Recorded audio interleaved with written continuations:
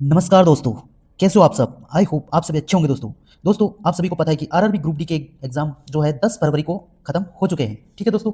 तो अब क्या है दोस्तों, अब इंतजार है हमें आंसर की का, कब तक आएगी ये सबको डाउट है भाई कि आंसर की कब तक आ जाएगी, है ना।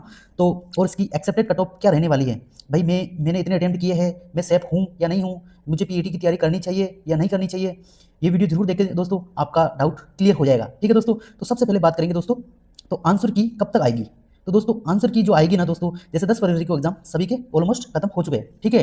तो मेरे हिसाब से जो है 15 तारीख या 16 तारीख, है ना, 16 फरवरी ना, तो 16 फरवरी के आसपास में दोस्तों आंसर की आ जाएगी, पूरी संभावनाएं हैं, है ना। जैसे बाकी रेलवे के एग्जाम भी हुए ना, तो उनमें बस एक हफ्ते के अंदर अंदर में आंसर की आ जाती है। तो 16 तारीख के आसपास, या तो पहले या 16 तारीख को या 17 को, ठीक है, तो आंसर की आ जाएगी।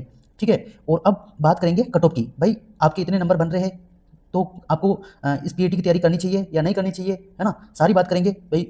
सबसे पहले मैं अपने जो मैंने अटेम्प्ट किया है ना वो मैं बताता हूँ, है ना। तो दोस्तों सबसे पहले बात करेंगे, मैंने मैथ की बात करूँगा, है ना। तो मैथ में दोस्तों टोटल 25 क्वेश्चन थे, है ना, सेक्शन वाइज आए थे पूरा पेपर। तो मैंने अटेम्प्ट किया दोस्तों मैथ में टोटल 25 में से 22 क्वेश्चन किए थे। ठीक है, 22 क्वेश्चन मैंने अटेम्प्ट किए थे। और रीजनिंग की बात करें दोस्तों, तो रीजनिंग आती है कितने, 30 नंबर की आती है ना, 30 नंबर की आती है। उसमें से मैंने टोटल अटेम्प्ट किया है 30 में से 30। ठीक है। और अब बात करेंगे दोस्तों साइंस की। साइंस में भी मैंने दोस्तों किया था, वो क्या था, 25 क्वेश्चन आए थे साइंस के, है ना। उसमें से मैंने किए थे दोस्तों 25 में से 25। ठीक है। अब बात करेंगे दोस्तों जीके की, जिसमें करंट अफेयर पूछी गई थी टोटल 20 क्वेश्चन। ठीक है। तो उसमें से मेरे टोटल 16 या 16 या हाँ 15 या 16 क्वेश्चन मैंने किए थे, किसमें से, 20 में से। अब दोस्तों कितने सही हो सकते हैं, है ना, तो इसके अकॉर्डिंग देखते हैं। तो दोस्तों मेरा जो एग्जाम हुआ था वो 8 दिसंबर को हुआ था मेरा पेपर, है ना। 8 दिसंबर को फर्स्ट शिफ्ट में हुआ था। ठीक है, फर्स्ट शिफ्ट में। तो उसी के आधार पर मैं ये बता रहा हूँ। ठीक है। तो 25 में से मैंने 22 किए थे मैथ में। उसमें से मेरे मान लो, मैं मान रहा हूँ दोस्तों, जैसे मैंने गलतियाँ नहीं करी है, जो क्वेश्चन मेरे को आए वही मैंने किए, तो मैं यहाँ पर 20 मान लेता हूँ। ठीक है, हो जाती है सिली मिस्टेक। ठीक है। और कट ऑफ वेरीफाई करेगी दोस्तों, जो आपने वहाँ पर कितने अटेम्प्ट किए हैं और आपकी एक्यूरेसी क्या रहेगी, यही कट ऑफ डिसाइड करेगी। ठीक है। क्योंकि आप कर रहे हो, जैसे आप कर तो रहो है कितने, 90 कर रहे हो, और एक्यूरेसी का कोई पता नहीं है। आपने इसमें से 20 गलत कर दिए, बचा कितना, बचा तो 70 ही बचा भाई। और 3 चंग 18, है ना, यानी तीन क्वेश्चन का एक नंबर कट जाता है ना। तो 3 चंग 18, 6 नंबर इसमें से कट गए, बचे कितने, तो यहाँ पर 64 नंबर बचे। तो ये हो सकता है ना। तो इस हिसाब से, तो आगे नेक्स्ट देखेंगे दोस्तों, तो हमारी एक्यूरेसी प्लस हमारे अटेम्प्ट मेंटेन करेंगे, है ना। जैसे किसी बंदे ने कितने 80 अटेम्प्ट कर दिए, उसमें से 15 उसने गलत कर दिए, है ना, तो बचे कितना, यहाँ पर 5 और 7, यहाँ पर कितने बचेंगे, 65, और फिर तीनों 5 15, 5 और कट गए, तो बचे कितने, 60, है ना। और दोस्तों जो नॉर्मलाइजेशन भी डिफेंड करेगा, यहाँ पर नॉर्मलाइजेशन घट भी सकता है, बढ़ भी सकता है, ज़्यादा पॉसिबल है। हार्ड जो शिफ्ट है ना दोस्तों, वो अपनी हार्ड है या इजी है, उस पर डिफेंड करेगा नॉर्मलाइजेशन, है ना। जैसे कोई भी शिफ्ट हार्ड हो सकती है, तो उसमें प्लस का 2-3 नंबर आराम से बढ़ सकते हैं। अब बात करेंगे दोस्तों, मेरे टोटल जो 25 किए थे ना मैथ में, सॉरी 22 किए थे ना, उसमें से मेरे 20 सही हो सकते हैं। ठीक है।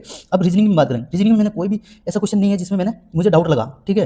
तो इसमें से मैं 30 में से 30 मान रहा हूँ। बाई चांस एक दो गलत हो जाए तो हो जाए ना, पता नहीं है। बाकी मैंने जो किए है वो एक्यूरेट सही किए, क्योंकि मुझे रीजनिंग में बिल्कुल भी डाउट नहीं लगा। ठीक है। नेक्स्ट बात करेंगे हम साइंस की। साइंस में दोस्तों एक क्वेश्चन तो मेरा, जब मैं एग्जाम देकर बाहर निकला ना, तभी मुझे पता चल गया कि एक क्वेश्चन गलत हो गया। ठीक है। तो साइंस में मैं मान रहा हूँ दोस्तों 22 मान लेता हूँ। ठीक है, 21 रहने दो, है ना, 21। और जीके की बात करें दोस्तों, करंट अफेयर, तो उसमें से मैं मान रहा हूँ अपना भाई, मेरे टोटल 16 समथिंग अटेम्प्ट किए थे ना, तो मेरे हो जाएंगे यहाँ पर 8 जो मैंने मिलाया ना वो दोस्तों, तो वो मेरे को 9 से 10 के सम 10 मान लेता है, 9 ही मान लेते हैं। ठीक है। तो 9 क्वेश्चन करंट अफेयर के हो गए। ठीक है, जोड़ लो कितने हो रहे, 9 और 1 10, हासिल का 1, 3 3 6, 6 6 2 8, तो मेरे टोटल बैठ रहे हैं 80 नंबर। ठीक है। अब 80 में से गलत कितने हो गए, तो दोस्तों यहाँ पर 2 ये हो गए, जैसे मैं मान रहा हूँ, तो है ना, 2 यहाँ पे हो गए और 4 यहाँ पर हो गए, 4, और यहाँ पर कितने हो गए, 7, 2 यहाँ पर, 7 और 4 11। ठीक है। अब 11 का 3 बटाई कर लो, 3 तरीका 9, 3 नंबर। ठीक है। तो 3 नंबर इसमें से घटा लो, 4 नंबर घटा लो। ठीक है। तो मेरे बचेंगे टोटल 76। ठीक है। तो इतने नंबर बैठेंगे। तो अब नॉर्मलाइजेशन भी देखो दोस्तों, हार्ड शिफ्ट है तो बढ़ेगा नॉर्मलाइजेशन। ठीक है। तो मेरे हो सकते हैं 76 से कितने, 80 के आसपास हो सकते हैं। ठीक है, ये पॉसिबिलिटी है, क्योंकि शिफ्ट हार्ड थी। बाकी तो पता नहीं, जब आंसर की आएगी तब पता चलेगा। ठीक है। तो अब बात करेंगे दोस्तों, आपने कितने अटेम्प्ट किए हैं और कितनी कट ऑफ जा सकती है। ठीक है, एक्सेप्टेड कट ऑफ रहने वाली। पहले हम बात करेंगे पीटी के लिए। दोस्तों मैंने पिछली बार 2019 की वैकेंसी थी ना, 2019 की, उस तब क्या थी, 1 लाख वैकेंसी थी टोटल, है ना, 1 लाख वैकेंसी। तो उसमें मैंने क्वालिफाई कर लिया था अजमेर जोन से। ठीक है। और दोस्तों कट ऑफ वेरीफाई करेगी जोन वाइज, है ना। तो किसी की कट ऑफ हाई जा सकती है, किसी की लो भी जा सकती है, क्योंकि अलग अलग जोन की अलग अलग कट ऑफ होती है। ठीक है। तो 2019 में जो अजमेर जोन की कट ऑफ गई थी पीटी की, वो गई थी 61 प्लस, है ना, 61 प्लस गई थी ओबीसी की बात कर रहा हूँ अभी मैं ना। यूआर की थोड़ी सी ज़्यादा गई थी, बाकी ओबीसी तो कम ही, एसटी ओसी जो भी है वो 55 के आसपास में गई थी, ठीक है। एसटी एससी हो गया, ईडब्ल्यूएस हो गया, तो उसकी 55 के आसपास में गई थी। और हमारे जो ओबीसी की जो दोस्तों वो 61 प्लस गई थी, और मेरे टोटल थे उसमें से कितने 65। और जो फाइनल लिस्ट, जो फाइनल मेरिट गई थी ना, उसमें दोस्तों कितने 7 नंबर प्लस हो गए थे, है ना, 7 या 6 नंबर प्लस हो गए, तो कितने हो गए दोस्तों, ये 67 हो गया, ठीक है। तो मैं कितने नंबर से रह गया, 2 नंबर से रह गया, है ना। तो ऐसे बढ़ता, देखो दोस्तों जो पीटी के लिए गई थी वो कट ऑफ 61 गई थी, और फाइनल में कितने बढ़ गए दोस्तों, क्योंकि पीटी बहुत ईजी होता है इसका। पीटी क्या होता है, बहुत ही ज़्यादा ईजी होता है। 1 किलोमीटर अपने को क्या है ना, दौड़ना होता है ना। नॉर्मल सी स्पीड होती है उसमें शायद 4 मिनट 37 सेकंड या 15 सेकंड मिलते हैं, उसमें से हमें 1 किलोमीटर भागना है।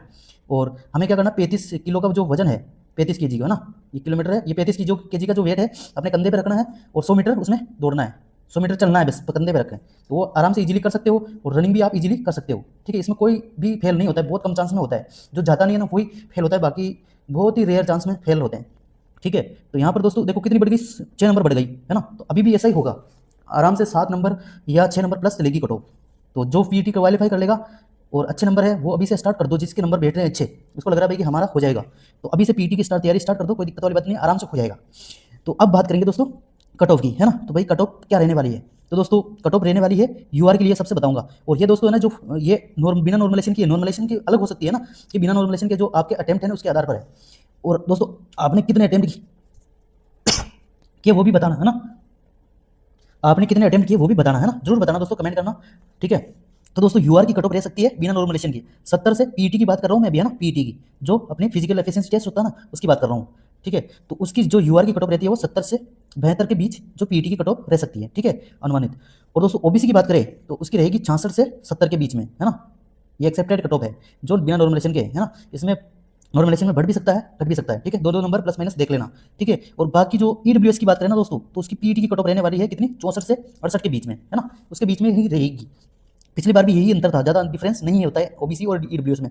अब एसटी की बात करेंगे दोस्तों, तो एसटी की कट ऑफ रहने वाली है दोस्तों पीटी की, वो 63 से 67 के बीच में रहती है, रहेगी। जिसके भी नंबर इतने आ रहे हैं ना दोस्तों, वो आराम से आप पीटी की तैयारी स्टार्ट करना अभी से स्टार्ट कर दो, है ना, क्योंकि आपकी फिजिकल अच्छा हो जाएगा, क्योंकि 3 महीने बाद आपको फिजिकल के लिए जाना पड़ेगा, ठीक है।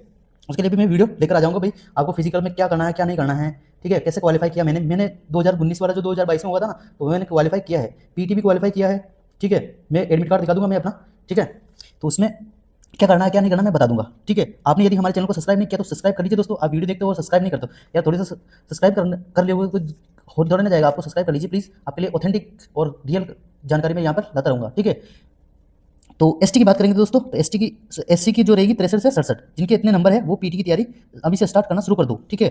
और दोस्तों एसटी की बात करेंगे अब, तो एसटी की कट ऑफ रहेगी दोस्तों पीटी की, वो रहेगी 62 से 65 के बीच में, जिनके भी ये नंबर बैठ रहे वो पीटी की तैयारी अभी से स्टार्ट कर दो, ठीक है। 1-2 नंबर दोस्तों प्लस माइनस लेकर चलना है ना, क्योंकि ये एक्सेप्टेड कट ऑफ है। अब दोस्तों फाइनल में किन किन का हो सकता है, यहाँ पर दोस्तों कितने 6 नंबर बटे हैं, है ना, तो यहाँ पर 6 जोड़ दो 70 में, तो कितना जो यूआर की कट ऑफ रह सकती है वो 76 के आसपास या 80 के आसपास रह सकती है, ठीक है। यूआर की बात कर रहा हूँ, ये यूआर की है, ठीक है। और अब बात करेंगे दोस्तों ओबीसी की, ठीक है। तो ओबीसी की क्या रह सकती है दोस्तों, यहाँ पर 6 नंबर बढ़े ना, तो इसमें भी 6 बढ़ा दो, तो यहाँ पर रहेगी दोस्तों 72 से 75 के बीच में फाइनल कट ऑफ, है ना। फाइनल कट ऑफ रहेगी दोस्तों 72 से 75 के बीच में ओबीसी की।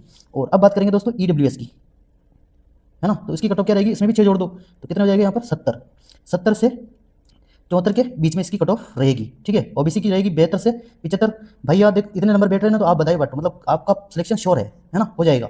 और अब बात करेंगे एससी की, है ना, तो एससी की कितनी रह सकती है, इसमें भी 6 प्लस कर दो, तो इसकी रहेगी दोस्तों 6 प्लस या 5 प्लस कर दो, कितना हो जाएगा यहाँ पर 68। तो 68 से 70 के बीच में एससी की कट ऑफ रहने वाली है, ठीक है, ये रहने वाली है। और एसटी की बात करें दोस्तों, तो एसटी की कट ऑफ रहेगी कितनी 67 से 68 के बीच में, है ना, तो ये कट ऑफ एसटी की रहने वाली है। और एससी की ये कट ऑफ रहने वाली है, जिसके भी इतने नंबर है ना उसके सिलेक्शन के चांस बहुत ज़्यादा श्योर है ना, तो आप आराम से तैयारी करो फिजिकल की, ठीक है। जिनके भी नंबर इतने बैठ रहे हैं फिजिकल की तैयारी अभी से स्टार्ट कर दो दोस्तों। और इसमें नॉर्मलेशन होगा, है ना, ये नहीं कि बिना नॉर्मलेशन की कट ऑफ है, अभी नॉर्मलेशन के 2-3 नंबर प्लस करके चलो आप, है ना, तो यही दे सकती है एक्सेप्टेड कट ऑफ, इससे ज़्यादा नहीं जाने के चांस है। क्योंकि देखो दोस्तों जो अभी एलपी का एग्जाम उसके बाद में दोस्तों हुआ था किसका, पिछले बार की बात कर रहा हूँ मैं, जैसे टेक्नीशियन का एग्जाम हुआ था, तो दोस्तों उसमें वैकेंसी कितनी थी 10,000 के आसपास, 13,000 के समथिंग वैकेंसी थी। उसमें कट ऑफ गई थी दोस्तों कितनी, हाईएस्ट मतलब 85 के आसपास में कट ऑफ गई थी, कितनी 85, जब वैकेंसी कितनी थी 12-13,000 थी। और फर्म करीबन 20-30 लाख थे, है ना, 25 लाख फर्म थे उसमें, तो ये कट ऑफ गई थी किसकी, इलेक्ट्रिशियन की, है ना, इलेक्ट्रिशियन की कट ऑफ ये गई थी। तो अब इससे तो थोड़ी सी कम ही जाएगी, है ना, तो VUR की कट ऑफ रहेगी, जो मैंने बता दिया दोस्तों 76 से 80 के आसपास में कट ऑफ रहने वाली है, फाइनल कट ऑफ। ठीक है, तो प्लीज़ यदि आपको वीडियो अच्छा लगा तो प्लीज़ वीडियो को लाइक कर दीजिए और कमेंट करें अपने नंबर, और चैनल को सब्सक्राइब कर दीजिए। जो आपने अटेम्प्ट किया ना दोस्तों, वो आप कमेंट कर दीजिए भी मैंने इतना अटेम्प्ट किया है। ठीक है, तो बाकी मिलते हैं नेक्स्ट वीडियो में, तब तक के लिए जय हिंद जय भारत। चैनल को सब्सक्राइब ना कर जरूर कर लीजिए दोस्तों ना, आपके लिए बहुत मेहनत करता हूँ ना, थोड़ी सी मेहनत आप कर दीजिए, वीडियो को लाइक कर दीजिए और चैनल को सब्सक्राइब कर लीजिए। बाकी यही कट ऑफ रहने वाली है, और भाई आराम से पीटी की तैयारी करो, और नेक्स्ट जो भी एग्जाम है ना दोस्तों, अब आपका जैसे ALP हो गया, ठीक है, तो उसकी भी तैयारी करते रहो अभी से, क्योंकि आपकी मैथ भी, क्योंकि क्वेश्चन तो वही पूछे जाने हैं, मैथ भी आने वाली है ना, मैथ भी आने वाली है, और रीजनिंग भी वही आने वाली है, कोई चेंज थोड़ी ना होगा, और साइंस भी वही की वही रहने वाली है। ठीक है, और उसमें करंट आएगी, तो करंट भी तो यही है, जो भी पढ़ रहे हैं वही आएगी ना, तो आपकी तैयारी तो हो रखी है, बस आपको तो रिवीजन करना है, तो रिवीजन करते रहना है। और 13 तारीख से LP का स्टार्ट हो जाएगा, जिन भी भाई को 13 तारीख का एग्जाम स्टार्ट होने वाले हैं उन सभी को ऑल दी बेस्ट दोस्तों, आराम से अच्छे से एग्जाम देके आना है। और यदि आपने मॉक टेस्ट नहीं लगाया तो लास्ट टाइम में एक बार मॉक टेस्ट लगा के जाइए दोस्तों, क्योंकि मॉक टेस्ट लगाना बहुत ज़्यादा ईजी, मतलब आपके लिए बहुत ज़्यादा महत्वपूर्ण रहता है वहाँ पर, क्योंकि हमें कम टाइम में ज़्यादा क्वेश्चन अटेम्प्ट करने होते हैं। और दोस्तों जो टाइम मिलेगा ना अपने को, वो मिलेगा सिर्फ 1 घंटा, कितना 1 घंटा मिलेगा वहाँ पर, तो टाइम का भी अपने को ध्यान रखना है। हमको 75 क्वेश्चन अटेम्प्ट करने हैं जितने हो सके। बाकी आपके यदि 50 प्लस नंबर अभी मॉक टेस्ट में आ रहे हैं, 50 के 45-50 है ना, तो बहुत आप इजीली आप क्वालिफाई हो जाओगे, कोई दिक्कत वाली बात नहीं है। बाकी जिनके भी नंबर मैंने जो बताया है उसके अकॉर्डिंग आ रहे हैं ना, तो आप फिजिकल की तैयारी अभी से स्टार्ट कर दो, है ना, क्योंकि फिजिकल के लिए टाइम नहीं देगा रेलवे। आंसर की आने के बाद जब रिजल्ट आएगा ना दोस्तों फाइनल जो PET के लिए, तो उसके बाद आपको सिर्फ 15 दिन का टाइम मिलेगा। ये आप मान के चलो दोस्तों, मैं सही बता रहा हूँ, आपको सिर्फ 15 दिन का टाइम मिलेगा, या 10 दिन या 15 दिन मान के चलो, आपको इतना ही टाइम मिलेगा PET के लिए, है ना। तो आप ये मत सोचना भाई मेरे को महीना मिल जाएगा, 1.5 महीना मिल जाएगा, तो इतना टाइम नहीं मिलेगा। और 10-15 दिन में आपको पता है कि फिजिकल की तैयारी नहीं हो पाती है, और आपने इतनी मेहनत करी है ना दोस्तों, जितना आपने अटेम्प्ट किया है उसके लिए कितनी दिन रात मेहनत करी है ना, वो सारी वेस्ट चली जाएगी। इसलिए आप अभी से मतलब ये सोच के चलो कि थोड़ा सा हमारा शरीर भी तो सही रहेगा ना भाई, हम दौड़ते रहेंगे तो हमारा शरीर भी तो परफेक्ट रहेगा। तो हमें क्या करना है, अभी से 1 किलोमीटर दौड़ लो, ज़्यादा नहीं तो बस चल ही लो, आप धीरे धीरे दौड़ना स्टार्ट करो, धीरे धीरे, तो आपका फिजिकल भी बढ़िया रहेगा, हेल्थी रहोगे एक टाइम, है ना। तो आपको अभी से स्टार्ट कर देनी चाहिए मेरी मानो तो, क्योंकि मैंने दिया पिछली बार, तो मेरे भाई साहब सिन पेन हो गया था, बहुत सारी मतलब दिक्कत आती है भाई, वो जब हम दौड़ते हैं मैदान में जाते हैं ना, तब पता चलता है भाई क्या क्या दिक्कत होती है। तो बाकी कोई दिक्कत वाली बात नहीं है, आप अभी से जो है फिजिकल की तैयारी स्टार्ट कर दो, और साथ में तैयारी भी करते रहो, ज़्यादा टाइम भी इसमें नहीं देना। बाकी 1 घंटा शाम को दे लो यार, कोई दिक्कत वाली बात नहीं ना, 1-2 घंटे दे लो, वैसे घूमते हो फोन चलाते हो, उसके टाइम में आप फिजिकल की तैयारी कर लो। तो बाकी सभी को जय हिंद। ठीक है, चैनल को सब्सक्राइब जरूर कर लीजिए, मिलते हैं नेक्स्ट वीडियो में, तब तक के लिए जय हिंद जय भारत।